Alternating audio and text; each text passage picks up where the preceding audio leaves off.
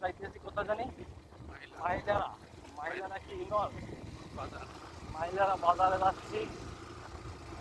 এখানে রাস্তা এখনো পাকা হয় নাই, শুধুমাত্র আছে, মানে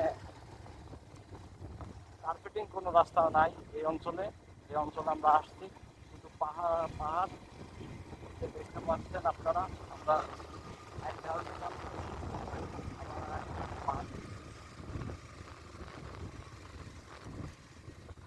পাহাড়ের টিলায় টিলায় এখানে বাঙালিরা বাস করে। এখানে কোনো আপনার চাকমারা নাই, সবই আপনার মুসলমান, সব মুসলমান পরিবার।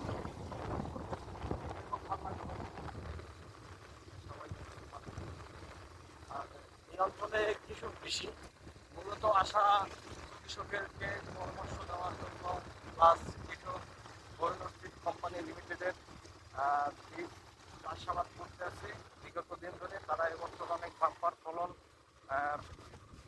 পাইছে, যেমন আপনার দানা করলা, সুতি করলা। এই করলা চাষ হয় খুব ভালো। যে করলাটা আমরা ঢাকা, চট্টগ্রাম, চিটাগাং, তারপর আপনার সিলেট, বরিশাল, সব অঞ্চলে যত বিভাগ আছে বাংলাদেশের সব বিভাগে এই অঞ্চলের করলা যায়।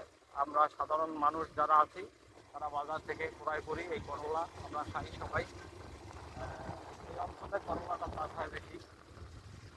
এ কারণে উদ্দেশ্য হলো প্লাস কৃষকের কাছে যাব, তাদের মন মানসিকতা দেখতে আছি খুব ভালো।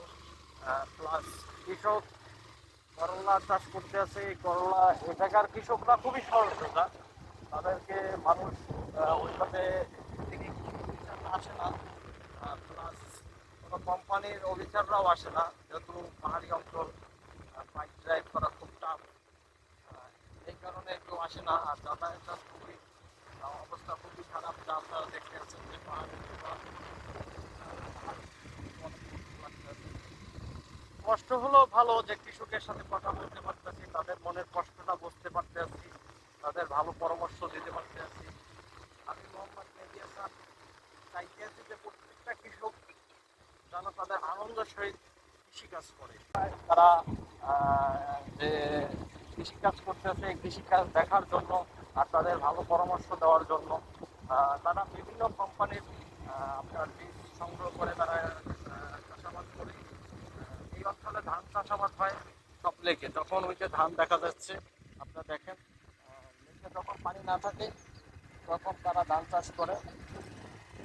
আর কৃষিটা চাষ করে তারা থাকে, তারা কৃষিটা থাকে কি জানি বলে, কৃষিটা থাকে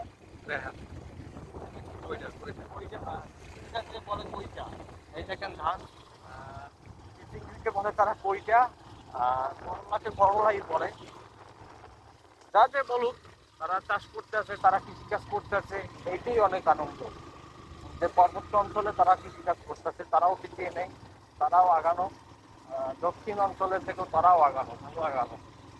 এ জায়গায় অনেক পোকামাকড়ে তাদের ফসলগুলো নষ্ট করতে আছে। জাস্ট এই পোকামাকড়ের উপরে তাদের কিছু একটু পরামর্শ দিই, বা বীজ কীভাবে তারা